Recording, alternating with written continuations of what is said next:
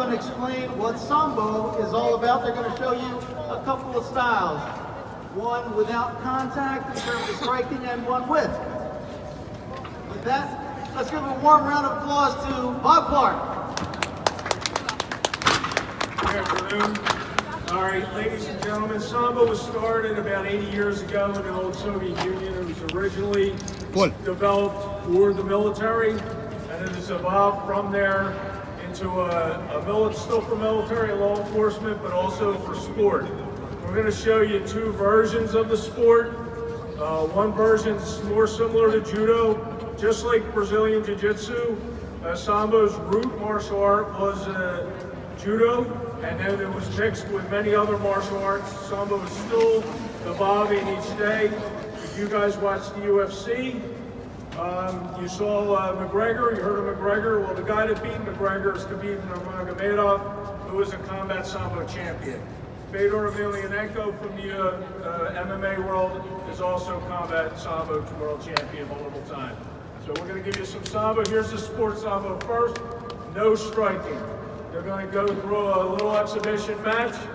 We got Nikolai Kozitsky and Artur Parshin, both members of our organization. Artur was on the Belarus national team, and Nikolai is a several-time international medalist from the United States.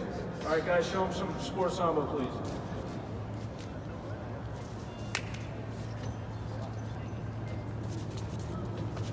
You'll see here they're working for the gripping. They're going to compete, throws.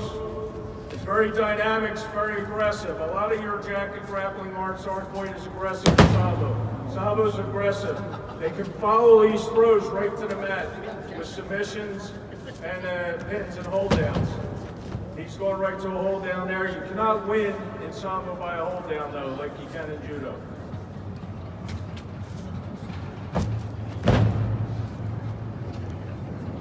You see they're allowed to attack the legs too. It's one of the things that differentiates us from judo.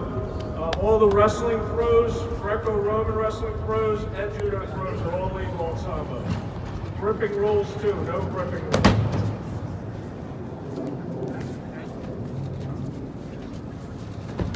See the leg lock. That's a leg lock there. Sambo's famous for leg locks. It's one of the primary submissions used. The philosophy of that is that in the old military days, if you break somebody's leg, it takes 3 soldiers out of the fight. 2 to carry them, 1 who's hurt. We'll do like 2 more throws, and then we're going to evolve into the combat Sambo.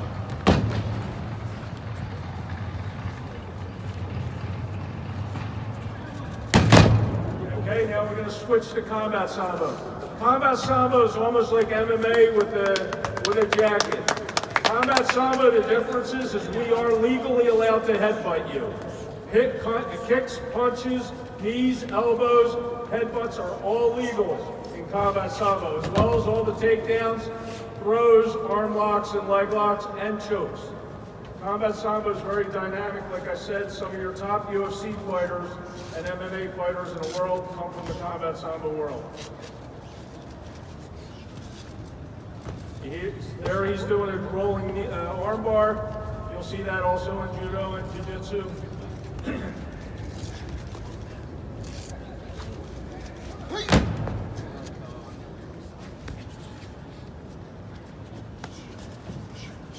In Combat Sambo, you do go for the knockout in the actual competition internationally. The male in the blue, Johnson Jujut, is the most decorated Combat Sambo fighter from the United States. Multiple time international medalist, including taking a bronze in Moscow in the homeland of Sambo. Eric Purcell is the owner of MPR Endurance MMA, which is just outside the city, and that is a U.S. National Sambo Training Center. He's also one of our Combat Sambo coaches.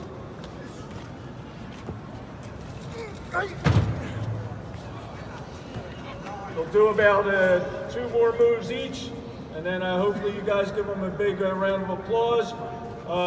We will be going shortly to the Pan American Championships in Santo Domingo, Dominican Republic. and then we'll end up in Seoul, Korea later in the year for World Championships. Our table's over here. We're one of the few people in the United States that teach this martial art. One more each, guys.